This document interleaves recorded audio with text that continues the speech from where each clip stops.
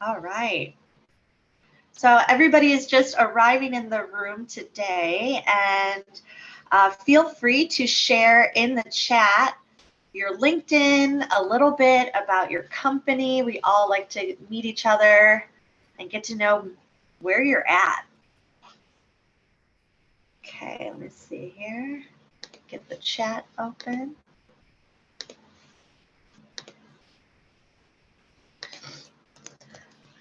I'll start off. I'm just going to share my LinkedIn. Hi, Bridget. Hi, Talisha. Good to see everyone. Thanks for joining us. Yes. Oh, Houston. Are you getting a lot of winds from the hurricane? Just heat and humidity, the usual. Like usual, yeah. Hot Houston in the house. I'm in San Francisco. Forcastr, where are you guys? You're in Louisville, Kentucky. Yeah. We're getting all the rain from the hurricane right now, so just a safe amount of rain. But, Right. Yeah. Definitely drizzling over here. Yeah, I'm gonna pull up my LinkedIn and pop it in as well. You guys already got that, which is great. We always give a few minutes for everybody to attend, and then we'll jump right in because it will be recorded. So we'll make sure that all the attendees, if they missed the very beginning or anything, they can catch up. Hi, Anna. Welcome.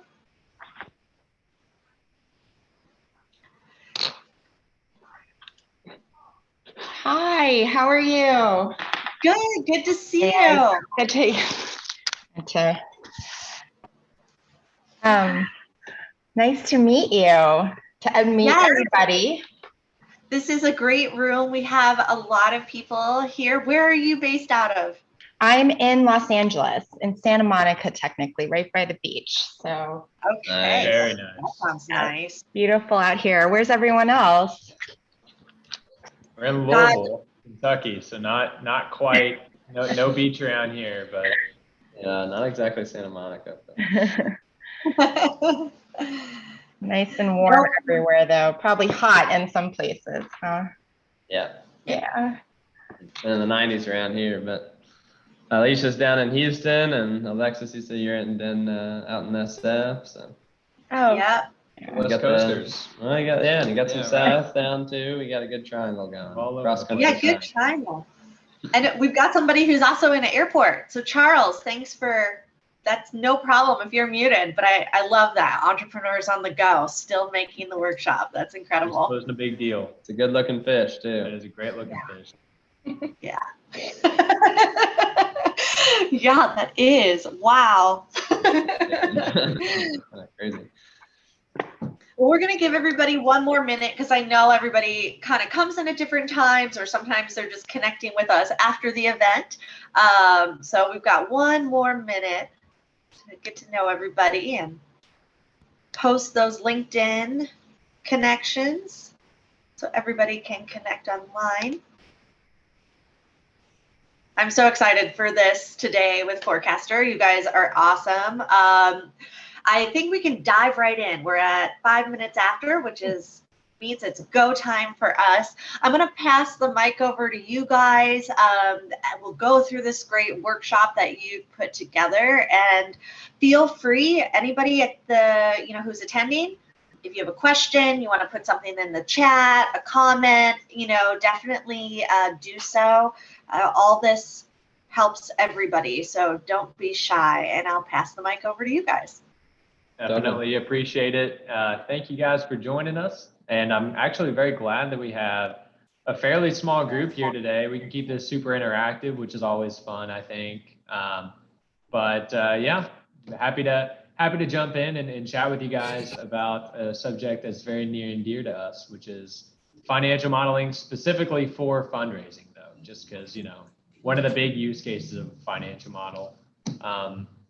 And yeah, you want to just jump right into it, or you want to? Yeah. I'll just double tap on kind of what Alexa said, which is definitely don't be shy. If you have any questions, and we expect that you will, just come off mute, shout them out. We'd love for this to be conversational, and ultimately, you know, Logan and I are here to serve you and help you and help make sure like you get the answers you need to go forth and prosper. So definitely don't hold anything back, and don't feel like you'd be interrupting us or something like that.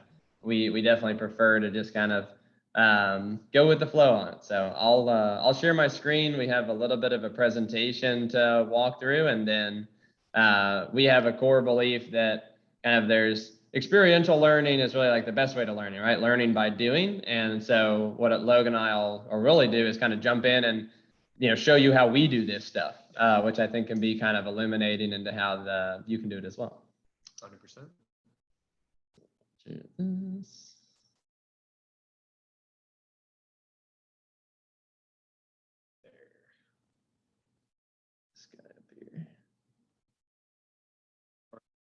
Well, I will start us off here. So today we are going to be talking about how to use a financial model to impress investors and close checks. I assume there's only one person on video, but show of hands, everybody fundraising here? I assume that we are. If we're all here, we're probably here because we're trying to get some money in the door. So two main use cases for a financial model, especially as a startup, are really to impress investors, to try to close checks, to try to raise money, but then also trying to run your businesses better. So we'll get into this a little bit more in the presentation, but just keep in mind, those are really the two big areas of financial modeling. We do have an awesome workshop on the second piece of that, which is running your business better, trying to identify your metrics, all of that stuff. Today, we're going to be leaning more on the investor front. So this kind of assumes that you've already got a financial model, but now that you have that, how are you going to be using that financial model, leveraging it in investor conversations just to optimize your chances of success in getting that investment. Thank you. All right, so to kick us off, just so that we're not just talking at you without context, we'll tell you a little bit about ourselves, Stephen and I.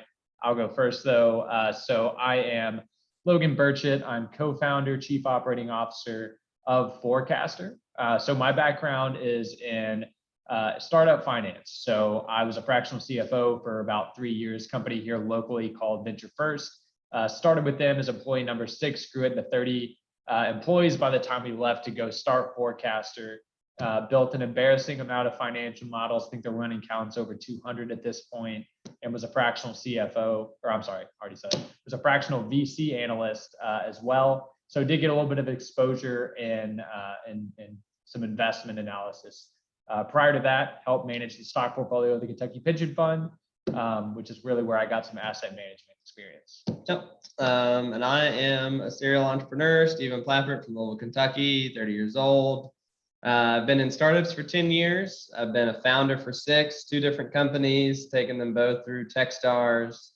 I've been a fractional head of finance for a variety of early stage startups for those other 4 years. Saved 6 months where I lived like a vagabond on the Appalachian Trail from Georgia to Maine. But other than that, I've been doing a lot of startup finance. I've raised over $5 million in venture capital personally for those 2 companies. I've helped companies raise about 20 to 30 million in aggregate. So I've got a pretty good exposure to the early stage fundraising game, how to raise a pre-seed, how to raise a seed, how to raise a Series A. And similar to Logan, I've built quite a bit of financial models, in Excel and that kind of thing before building Forcastr. So Forcastr is essentially taking the process of building and managing financial models away from Excel and building it into a nice web app. So we've got a good contrast here, right? On the left-hand side of your screen, or right, I guess, depending on where you are. For us, it's the left-hand side. I guess it is for everybody. You got kind of the old version of financial modeling. You build it in Excel, and there's really 2 big challenges in the old way. One is that you have to be really intimately familiar with Excel, which in and of itself is pretty complicated. A lot of formulas. People go to college just to learn the basics of Excel. And then you also have to be really good at finance, understanding how financial statements are structured, making sure that the logic is flowing properly. Again, that's a specialized field. So either one of those is really difficult to learn. Learning them both is incredibly difficult, especially whenever you're a startup founder and you're have a million different things competing for your time. So what Stephen and I set out to create is a framework that exists in an online software that takes all the good parts of financial modeling, the flexibility, all of the insights that you get from building a great financial model. It keeps all of those, and then it strips away the nonsense that you don't need, right? So all of the financial statements come pre-structured for you. You don't have to learn these complicated formulas in Excel. It's all out of the box. And that is what Forcastr is in its core. We'll spend some time in Forcastr today. Stephen's going to do a great job of walking us through our own Forcastr financial model as if you all were the investors, which will be fun. But that's Forcastr in a nutshell. Yeah, and it just goes, it's worth saying, I guess, that everything we talk about today is going to be true regardless of where your financial model lives. So obviously, Logan and I think there's a lot of value in Forcastr. Would love for you to check Forcastr out if that's something that you want to do. But everything we talk about here are things that you can do in Excel, you can do them in Google Sheets, you can do them in Forcastr. So regardless of what you choose, this will be applicable to you. So quick agenda setting. So the power of a great financial model, we already covered those a little bit on the front end, helps you raise money, helps you run your business better. We do want to talk about, once you have those good projections, how do you want to showcase them in a pitch deck? Again, we're all raising money. I'm sure everybody's got pitch decks. It's really good to know how to present them within the confines of slides. Then we're going to be talking about specifically the framework of the meeting and how to present your model to investors in the meeting.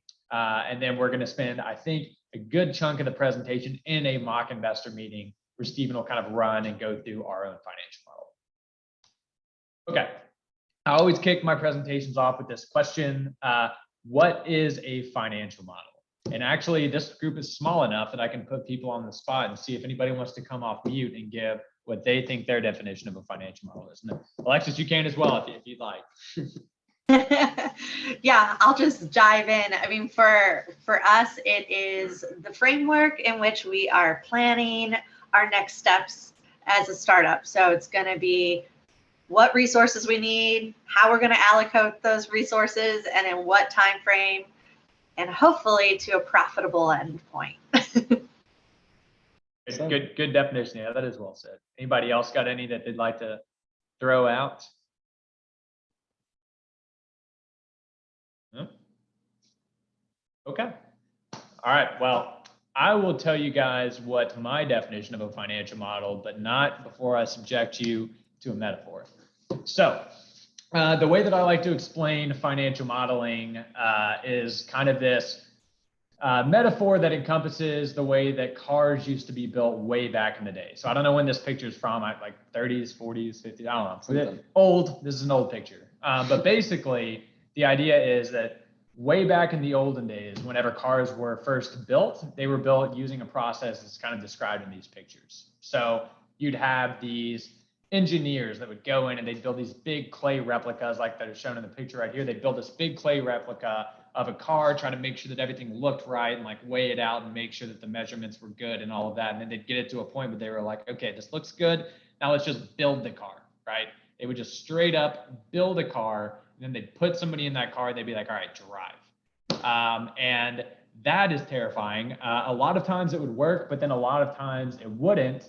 The car would try to take that like 90-degree turn, it'd flip a million times, and then they'd have to go back to the drawing board. It's like back to the clay models, back to creating another car. They'd have to find another guy, I assume, to go in and then drive it this time because the other guy's in the hospital probably. And they'd just do this over and over and over again. And eventually maybe they'd get it right. And then they would just go and mass produce that correct version. That was way back in the day. That's insane. That makes absolutely no sense. That takes way too much time. It's super dangerous. I assume it's got to be incredibly costly. You would never, ever even like think like the notion of that's like, I see people chuckling on here. It's like, it's stupid. You don't do that anymore. Now you use CAD, you use software to go in and you would build a virtual car that you could then run on a virtual track. And whenever you get the car built, you can like automatically to like calculate the measurements for you. It'll give you weight distributions. You can tweak things. You can widen the wheelbase if it flips on the virtual track. And then you can iterate in minutes instead of like months and years. Nobody's got to go into the car. Nobody's going to be getting hurt. It costs essentially no money, just costs what the software costs, which I assume is pretty expensive, but whatever. But that's kind of the deal, right? Nobody gets hurt, takes way less time, way less energy, way less money.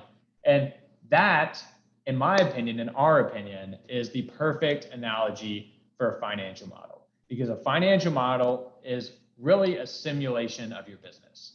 In the same way that this software is meant to simulate a car, a good financial model will simulate what your business will do whenever you're trying to take it on that 90-degree turn.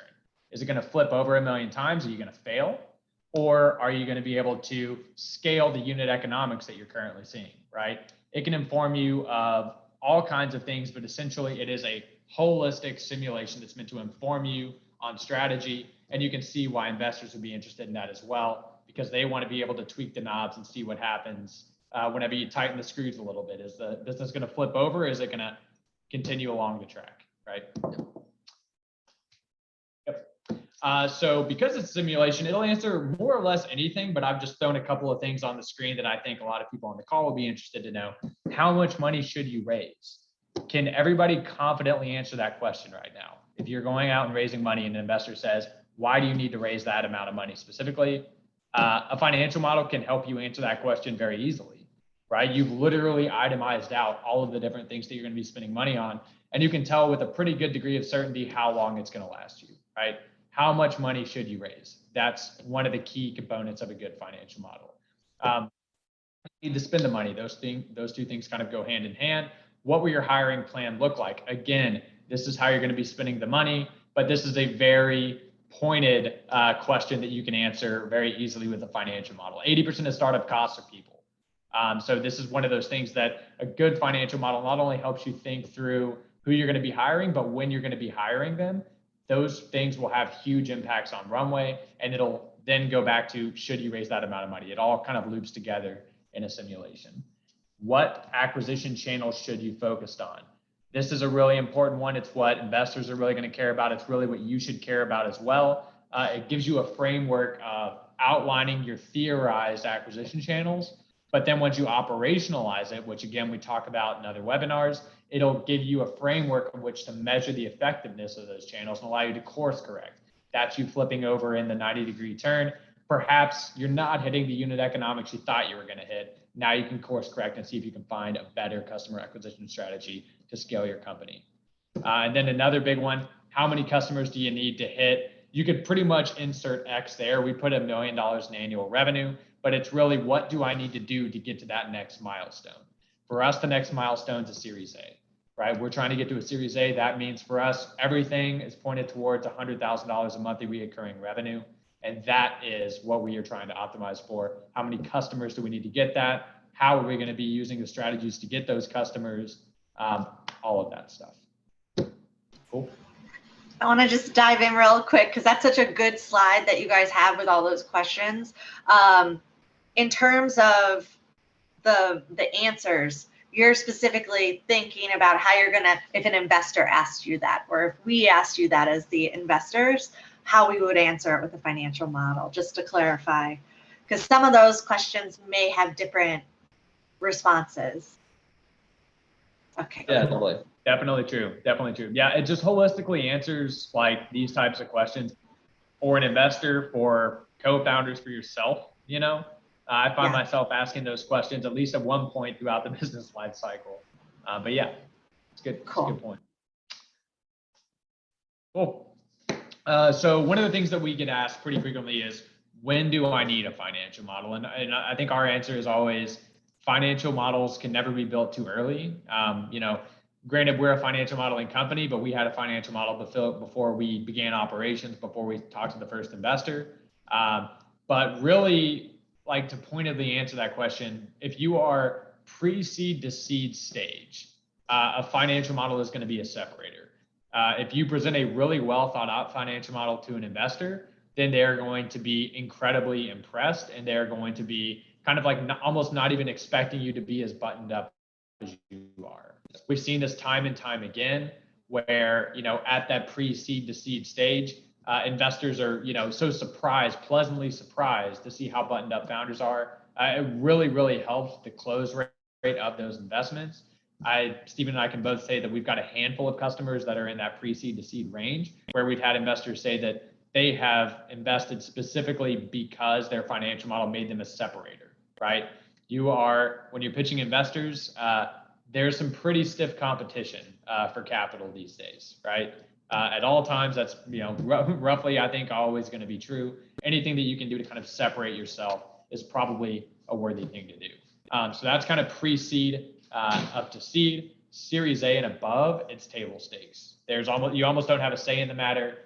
You're going to need a financial model, and it's completely expected. So you're just going to have it, one way or the other.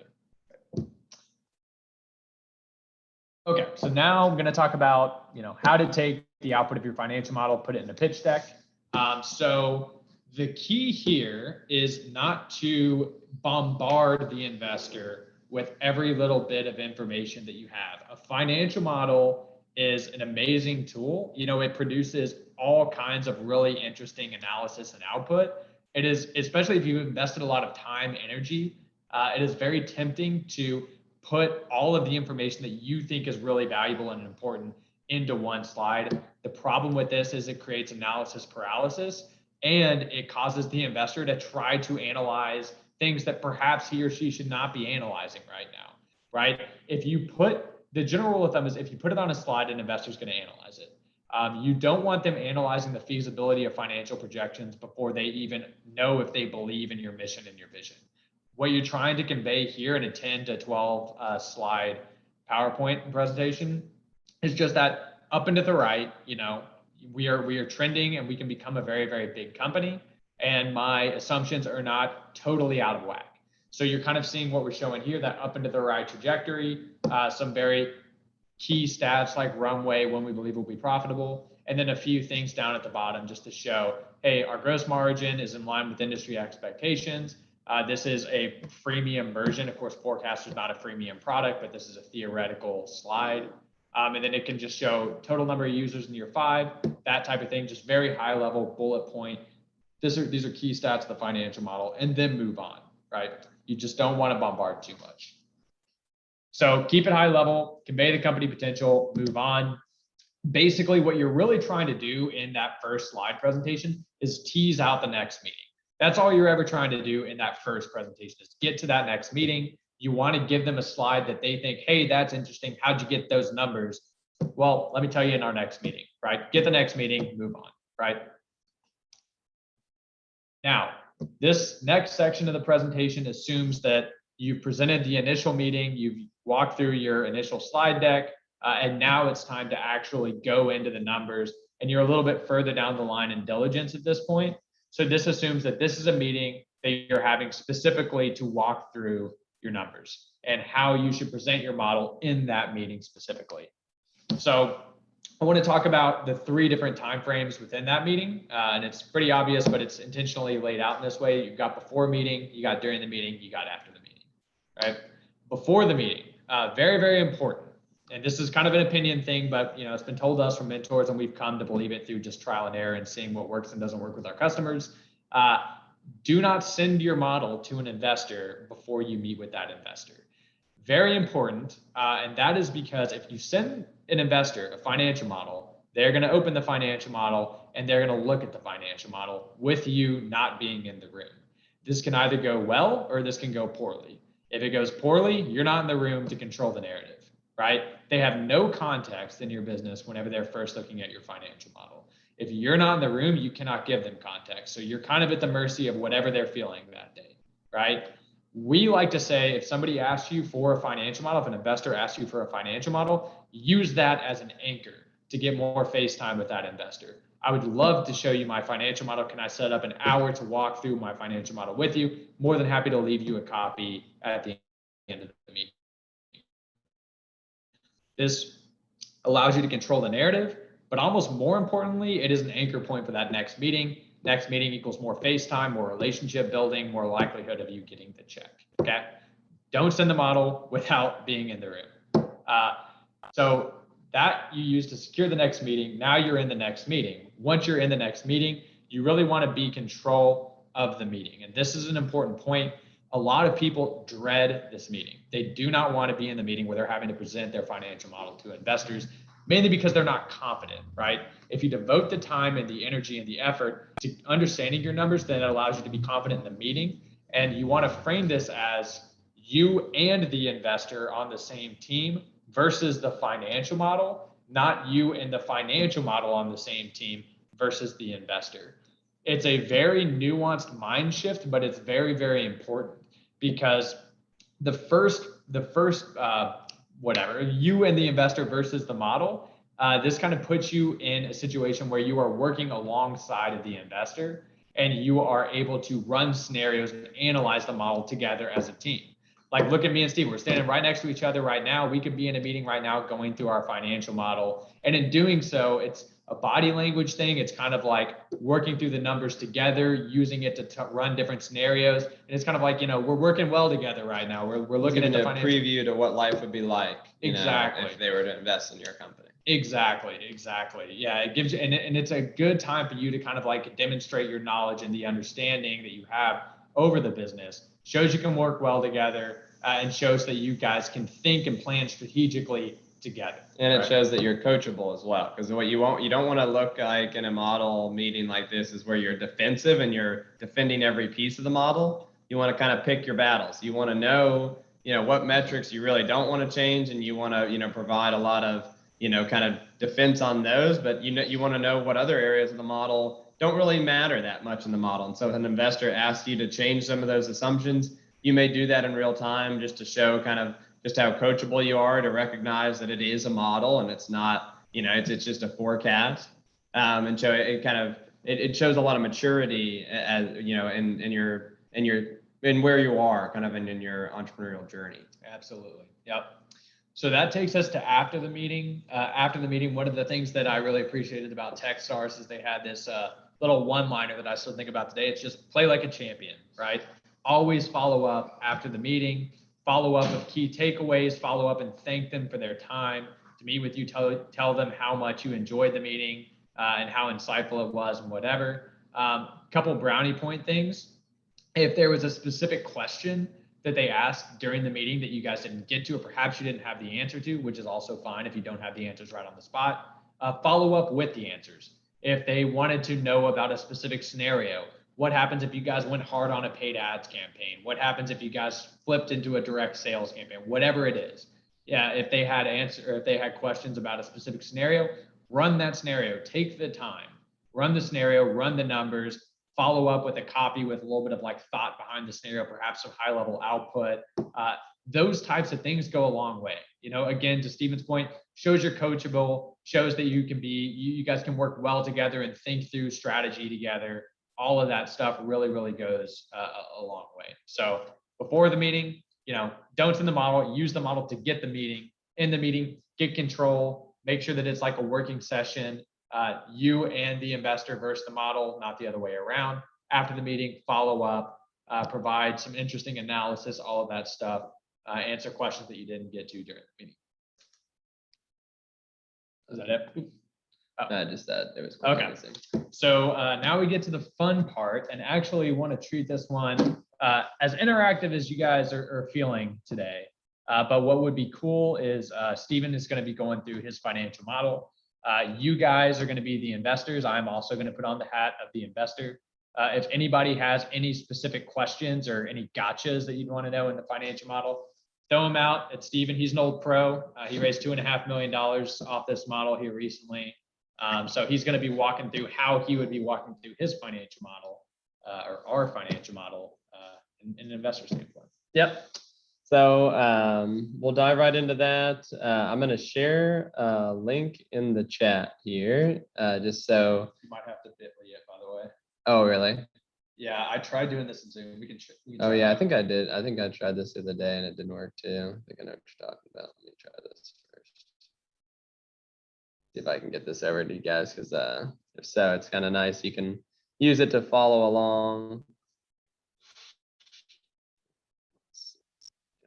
Copy this? No.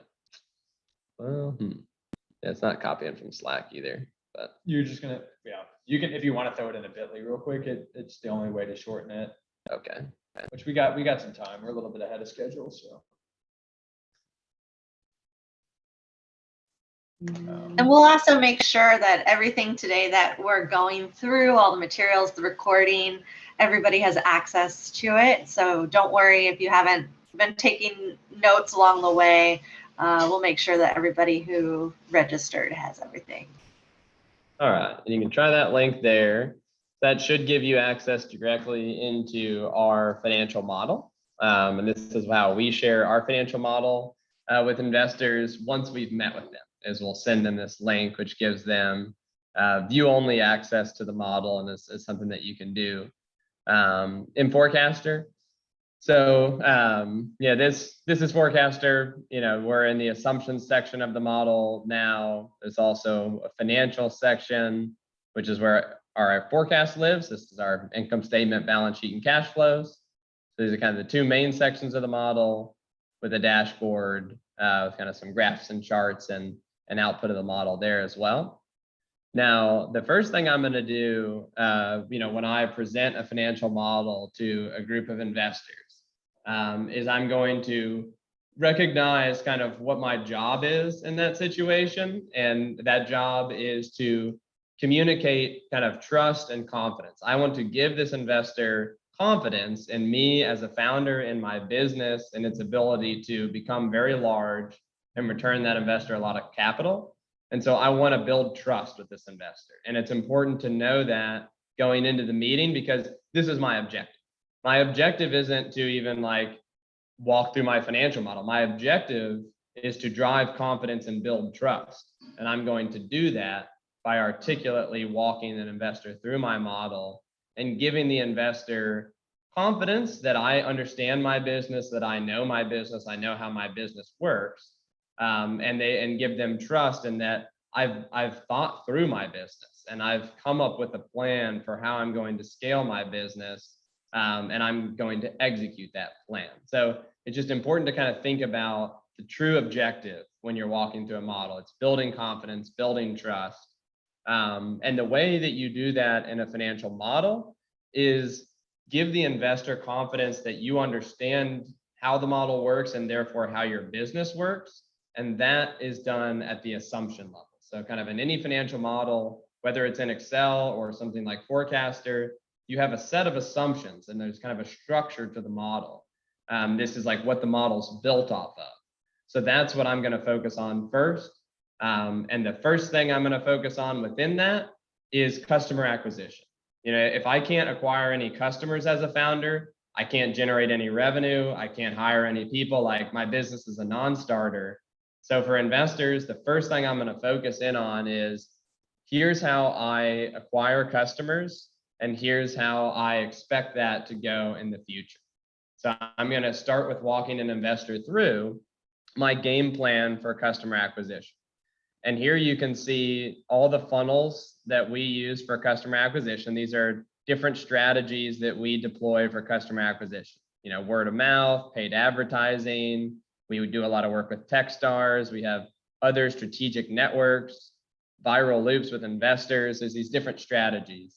And so the first thing I'm going to do is kind of walk through these strategies and say, our most important strategies, we believe as a founding team, are strategic networks and viral loops with investors. We believe that early founder communities kind of group up and they have a tendency to tell others in the network. So we want to work with Techstars. We want to work with groups like C Transacts. We want to work with accelerators like NewChip. We want to work with groups like Gust to really drive value into those communities with workshops.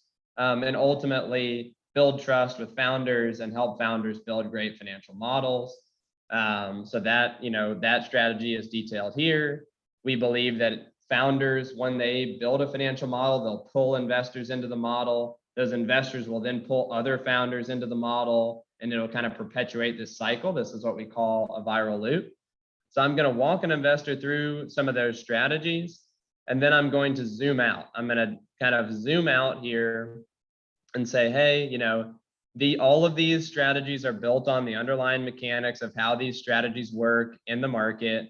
We believe that the assumptions that we're making with respect to how many networks and how many leads per network, things like that, are reasonable. And if we hit these projections, kind of zooming out here, I'm showing the investor that our most important strategies, as I walk through with them, are other strategic networks. That's by far our biggest strategy. Second is viral loops. Third is direct customer referral. So the investor can kind of see, I've thought through my game plan. I have a game plan. I have these different funnels laid out. B, if I'm to believe this forecast as an investor, I've got to believe Stephen, on these 3 channels.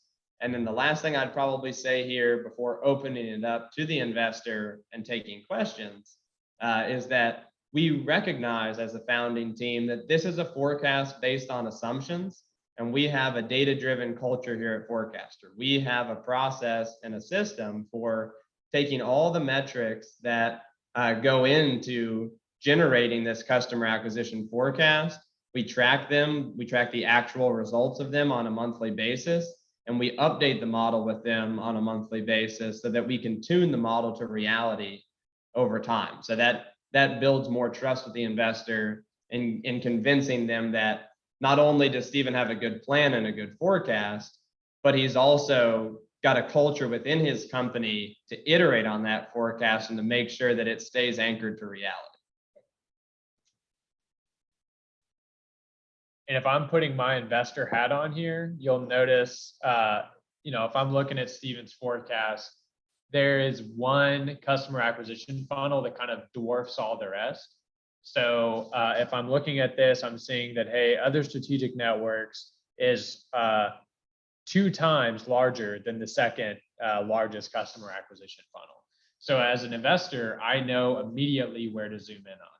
So if Stephen can convince me that he can own this other strategic network customer acquisition channel, then you can almost strip away the rest of the customer acquisition channels, because that is such a big one that I really need to understand that as an investor. So I might say, Stephen, walk me through your customer acquisition channel as it pertains to other strategic networks. How are you going to get that? What is kind of the process for doing that? That might be a question that I ask. Yep. And I would love that question, because as a founder and a CEO of this company, I'm expecting that question. This is our #1 growth strategy. This is the question that Logan should ask. So this is an answer that I should be prepared for. And going back to that objective, I'm trying to build confidence and build trust. So how do I do that? One way I can do that is talking about what am I doing right now and what are the metrics I'm seeing right now in the market. That should give Logan some confidence and some trust, because he's saying, okay, Stephen's already started this. This isn't completely theoretical. He's already seeing this in the market. So that's one thing. The second thing I can do is talk in a very specific way about future plans. Give Logan the idea that I've thought through this, and this isn't just kind of a rough swag. This is an operational game plan. So I would turn to Logan and I'd say, well, in addition to Techstars, which we call out separately here, other strategic networks for us are other accelerator and incubator programs, VC platforms, entrepreneurial support organizations. We currently have actively referring relationships with 5 other organizations. And if I show you just on a monthly basis how well all these are converting, I can kind of zoom into the current status of the company, and I can scroll back to show Logan, since starting doing this in March, it's been by far our largest customer acquisition channel, averaging somewhere around 9 or 10 customers per month. And it's been our highest converting channel as well. I can talk to him about how we've been actually converting at this channel in upwards of 50% in terms of deals that enter kind of our pipeline. So this is the channel that we've yet to scale, but has been currently performing really well for us. And there's a few hundred accelerators in the space. There's a few hundred VCs in the space. There's a lot of these entrepreneurial support organizations. Almost every startup community has them these days. So we believe there's kind of a long way to run there. And we've been executing a very specific strategy, doing workshops, providing real value, giving first, and kind of trusting that, founders will leverage Forcastr from there. So I kind of just giving him insight into what's been working and what, we can do in the future to just kind of dig in on that a little bit. And make sure he knows this isn't just a complete guess.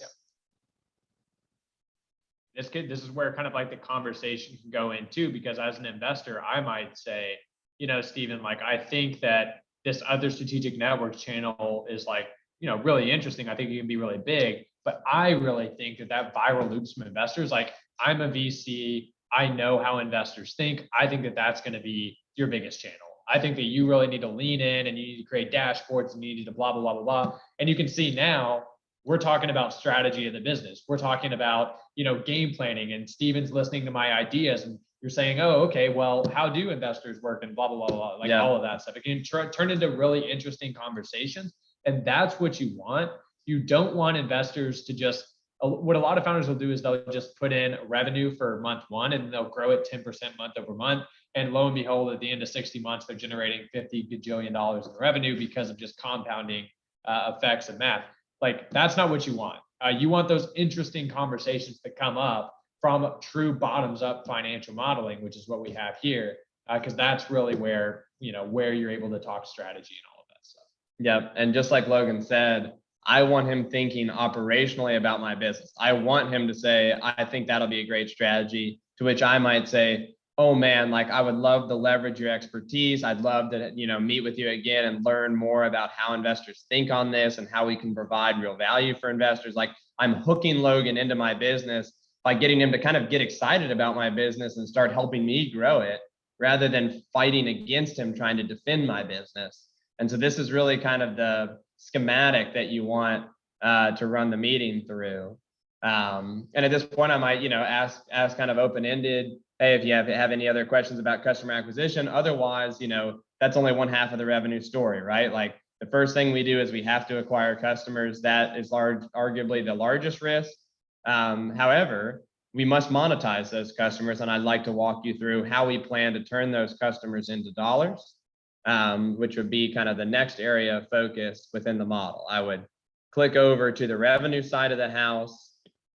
Typically here, I like to zoom out as well, just to kind of give an investor, a high level view first, and then dig in as needed. So I'll kind of slide this out, and I would talk an investor through, we make money in two ways. When we acquire these customers, we sell annual subscriptions to our software.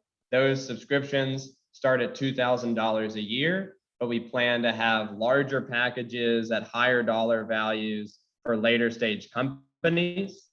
And that I can show, Logan here. I can open this up and say, right now, everybody's on the launch package, but we're eventually going to roll out our growth and scale packages. And you can see the impacts of those. They're actually much larger, in terms of revenue in the out years of the company. So I can talk Logan through a little bit about how I plan to productize. And bread and butter annual subscriptions, that's our revenue. We do offer monthly managed services and support on top of that for a fixed monthly fee, something about 10% of our customers pay for, or maybe it's actually down to like 5% right now. But you can see, I can show Logan that we don't really plan to scale that. We may scale that, we'll see. But at the end of the day, we're a SaaS company. I want Logan believing that my company is going to be valued on SaaS revenue, 10 times revenue. And I want him thinking that we can be $1 billion business. I'm going to kind of communicate that, ultimately we do sell annual subscriptions. This forecast is based on the mechanics of an annual subscription business. It's based on, selling at an average annual contract value of $2,000 a year for the launch package. And it's based on a churn rate of 33%, which we think is reasonable. It's high because we sell to startups, but we think we can hit that. And we have good unit economics at that. And so I'm kind of giving Logan some insight into the critical assumptions that I'm making that produce this forecast, so that he can kind of do some analysis and say, do I believe that, or do I want to kind of push back? One thing I just want to point out is I think, seeing those on-ramps of opportunities, like wanting to get them to ask a question, not giving too much information, really staying like eagle eye, a little bit higher out in terms of that like bigger picture, and then a few details. And is that really the goal in terms of wanting to get them interested, wanting to get them to ask more questions? In general, like, do you find that like zoom out, zoom in approach to be most effective in this call? Yeah, I do. I find that like, it's great to kind of, it's great to kind of cover two different time periods. One is essentially the here and now, the horizon of the next round. Like if I'm raising a seed round, I'm going to be talking a lot about the next 18 to 24 months. And then I'm going to be zooming out and saying, here's what it looks like at the end of the model in year 5 when we would exit. And so I'm trying to make the case that I've got a very strong handle on what's going to happen over the horizon of their investment to de-risk that and to give them a lot of confidence that I'm going to be a good shepherd of their money here in the short run. But I'm also wanting to zoom out to give them confidence that if I'm able to do that, there's a light at the end of the tunnel. There's a big pot of gold at the end of this rainbow. Like, here's how big this business can get. So I really want to kind of focus in on those two contexts. Next, call it 12, 18 to 24 months, just depending on how much money you're raising and how much runway you want to buy right now with that raise. And then zooming out to like at the end of the business, when you would presumably exit, what does the business look like? So that would be something I would do here on revenue. Is I would like, after kind of talking at a high level like this, I'd say now, because we have this good, here's basically how we've been doing to date, kind of scrolling back to the investor. We started the year at just over 8,000 in monthly recurring revenue. We're now just over 20,000. And our goal, our big milestone for this raise, this seed round, is to get to 100,000 in monthly recurring revenue. If you look at this model, if I scroll out, you see we hit that here in August, right on time. That's our goal, is to go out and approach the market for a Series A in August of next year to close before the end of the year. So I'm giving the investors some other insight right here. I'm giving them some zoomed in insight to the here and now and our plan to get to 100K in MRR. I'm kind of backing up that plan based on the acquisition forecast, based on how we monetize. And then I'm also giving the investor insight into, I recognize that subsequent levels of funding are required. I recognize that if we're going for venture scale, we'll need to raise more money. And I'm calling that out for Logan so that, so that he knows that I know that. And I'm not naive about this being my only round and I'm going to reach $1 billion with $1 million in seed funding. I recognize that I'm going to be raising more money and I need to be thinking about these milestones that I'm going to hit. So I'm going to highlight that. And then just like I did on customer acquisition, I'm going to pause and I'm saying now, do you have any questions about revenue or how we monetize? If not, the biggest expense that we have as a company and the most strategic asset as a company is people. And I'd love to walk you through our hiring plan. I like the way you end that with like, if not, because you're making an assumption, you covered it, you got it. Yep. And you'd like to move on. You're excited about the next step. And I think that's a really important segue, because you're leading the investor in the call. So that's really great language to say, if you need anything, but otherwise I'd love to show you this and dive right into the next part. I think that's an important signal that you're doing, which is really great example. Yeah, I think so too. It's little details like that go a long way. And one of the things you do want to communicate in this meeting with an investor is your ability to lead. An investor, when they're meeting with a CEO, they're expecting you to be articulate, communicative, and a leader. Like ultimately, the number one thing you have to do as a CEO is lead the company. And if you're going to lead the company, you need to be able to lead a meeting. And so leading a meeting with an investor communicates a lot of subtle things about your ability to operate the business, to lead your team, that kind of thing. And so just like you said, Alexis, like having an agenda and kind of me giving Logan a purview into that next step, it gives him some insight into my management style, essentially. So I would click over here to people, and the people side is where I'm basically all zoomed in. All I'm going to do with people is pretty much zoomed in to this horizon. I'm going to tell Logan, hey, we're a team of, like when we raised our seed, I think we were a team of 8. I think it was. So, hey, we're a team of 8 right now, 4 founders, 2 developers, and 2 financial analysts. Over the course of the seed horizon, we've been very thoughtful about the strategic hires we need to make in order to support this forecast. So you want to tell the investor that this hiring plan is not just built in a vacuum, it's based on the forecast. In order to hit that forecast, these are the people that we need. And you want to give the investor some insight into who you need and why. So you were saying, look, product is the most important thing right now for us. Pace of the product is pace of the company. We need to hire developers in order to accelerate the pace of the product, and I can open up this department and I can walk an investor through our game plan for hiring developers that we need objectives. Now, the next thing that we need is sales and finance. We need sales reps to sell our customers. We need analysts to onboard our customers. We do a human onboarding where we pair customers up with an expert analyst and they build the model with the founder. So I'm going to talk to the investor here about how, again, these hires aren't made in a vacuum. We've linked these hires to our growth. We assume that sales reps can close 25 deals a month.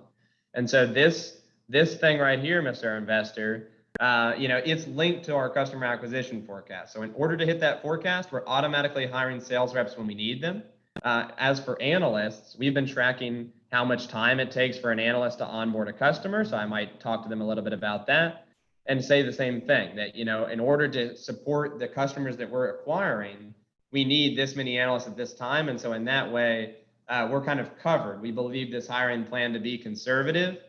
We believe that there's cushion in this, and really beyond hiring developers, sales reps, and analysts, we're rounding out an executive team. We recognize for our business, product was a weakness on the executive team, on the founding team. So we're going to go out and get some product executives. So all you really want to do on the hiring plan is communicate that you have a plan, communicate that this plan is based on your forecast. It's to support the forecast. It's what you need to hit the forecast, and kind of give them some insight into the strategy behind the plan. Like, why are you hiring who you're hiring? Like, what's the purpose of these groups of people, so that the investor knows that you're not just kind of hiring willy-nilly. You're hiring very intentionally. You're hiring specific people for specific reasons to hit specific objectives and achieve specific milestones.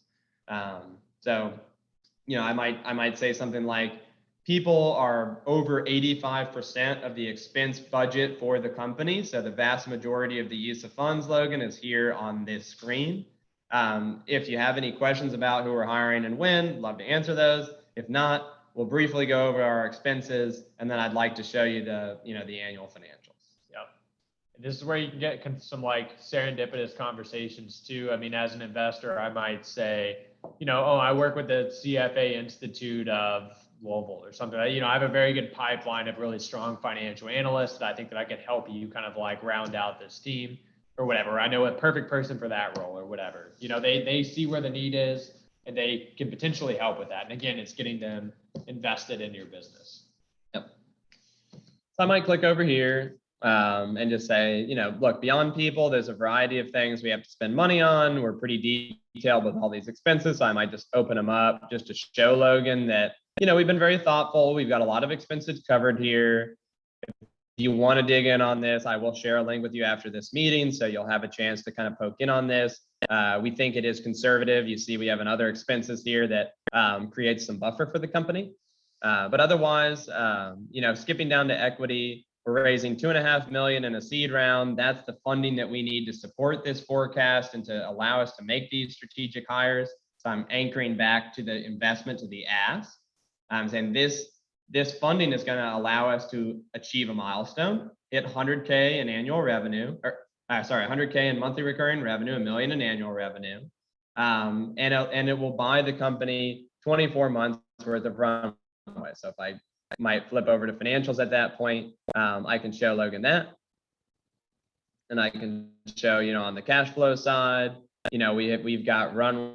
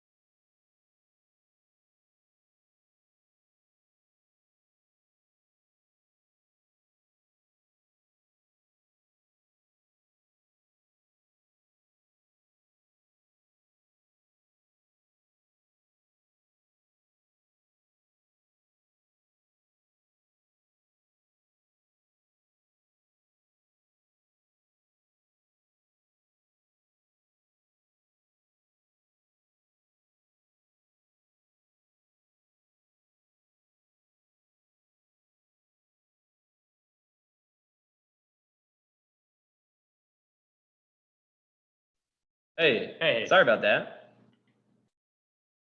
We got booted out for a second. I don't know why, but yeah. So I was just saying, like, you paint that picture of how you get to the kind of the pot of gold. You talk Logan through maybe a little bit about how we're losing money, and then we start to make money, but we don't make too much money. Just so that he's confident that we're not kind of over forecasting. And then that's it. I said, look, I'm going to share a copy with this model with you. Would love for you to kind of go through it. Otherwise I might kind of regurgitate some of what we talked about, and just kind of leave it for open discussion, which is also what we can do now. So good. Yeah. Questions, comments, anything? That's awesome. Any questions from the audience or want to chime in there? There's so many good takeaways. So I've been taking a lot of notes, but feel free to put in the chat or just ask on mute. Chat somewhere. Is that what we cut out? Mm-hmm. I think bringing it back to the ask is something that's really important. A lot of founders can get lost in all the numbers. That's a really important transition. I almost feel like you need to practice. And there's something I noticed about the way that you run the meeting. You have a lot of details, you get that trust, and then you speed up towards the end. You kind of make more stuff. Okay, I covered this. If you want to learn more, I'll tell you about it later. So I think there's almost an arc of how you're delivering the message, kind of like a good movie or a good song that you like. And so that's a really great view. Looks like we have a question from Bridget. How can this be summarized in a pitch deck? Thank you for the awesome presentation. So maybe going back to that earlier slide or an answer for her. Yeah, so in a pitch deck, you really just want to tease the investor with some high level numbers, either a monthly revenue ramp or an annual revenue ramp, maybe some key stats like we have here in a pitch deck that we use to raise our 750K pre-seed. So your goal is basically tease the investor with a graph that looks up and to the right, call out some of your most important metrics, but not overwhelm the investor. You basically want to bait the investor to ask you a question, which is, where'd you get those numbers? To which you're going to respond, well, I actually have a very detailed financial model that I built with my co-founding team. I'd love to walk you through that model. I think that'll really illuminate for you the power of our business and just how much control we have over it. Something to that effect. And kind of walk through that. We've got a question from Charles, who, of course, he's been in an airport, but he has a great question just discussing your pricing model, because currently he's paying a CPA and a CFA part-time help with their modeling, and it's really adding up. So if you could share a little bit about that. Yeah, totally. So Forcastr is an annual subscription. So it's $2,000 a year as an annual subscription. But we do offer 25% off to the She Transacts community. So for anybody on this call, it'd be $1,500 for your first year. And that includes 30 days of white glove onboarding. So we kind of have a human plus software approach where Forcastr is the platform that we just walked through with the financial model and everything. That's what you're buying an annual subscription to. You get a login, you get a model, like you get everything there. But you also get 2 analysts that essentially are like an extension of your team for 30 days. We assign them directly to your account. They have weekly calls with you, and they give you unlimited support for that 30-day period to actually build out your financial model with you, for you, make sure you understand how to present it, how to use it, how everything works. They really put in a lot of the heavy lifting for you. And that just ensures that you have success with the model and that you're able to use it effectively and everything like that.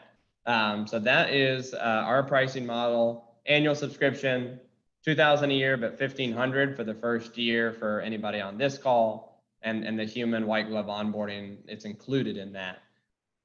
So definitely is a lot cheaper than any of those kind of outsourced solutions that exist today. That's actually the background that Logan and I come from. We came from an outsourced CFO background, so we'd be charging $5,000, $7,000, in some cases $10,000 a month for some of those services. It can get very, very pricey.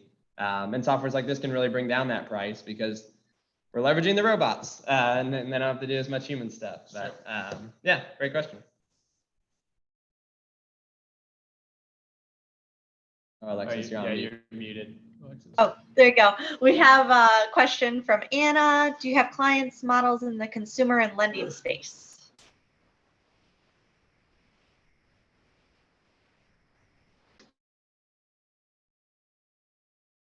The consumer lending space. Oh yeah. Oh, sorry. Were you? Sorry, I was on mute. Just to expand. Thank you, by the way, for this presentation, and your dashboard looks really nice. By the way, I like it's very intuitive and looks easy to use. But I'm wondering because I have a fintech, and we're not exactly consumer lending, but the economics of what we're doing will closely resemble that. So I'm just curious if you have, because it's not a SaaS, it's not retail sales. A lot of our revenue is going to be constrained by whatever we're able to get on our financing line. And then we have to balance, of course, what we're paying on our financing line against what we're getting from our quasi lending product. So I'm just curious if you have things we can work off of that would help us instead of doing it from scratch. So I know it's a specific question tied to my space, but yeah, just curious. Great question. We have at least one customer that is in that space that I'm familiar with. We may have gotten more since then, but there's one that immediately comes to mind. The cool thing about Forcastr is that it was built with flexibility, kind of like as priority number one. So we like to say that we have the majority of the flexibility that Excel has. We just have the structure of financial statements, which makes it a lot easier to use. So you would be able to work with our analysts. We'd be able to identify those constraints, build you a completely custom formula that should handle what you need. We are at least able to handle it with the other client that had similar.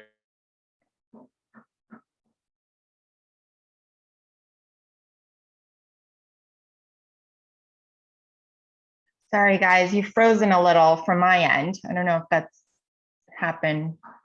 Oh, there you are. We'll make sure that we send over the presentation as well, so that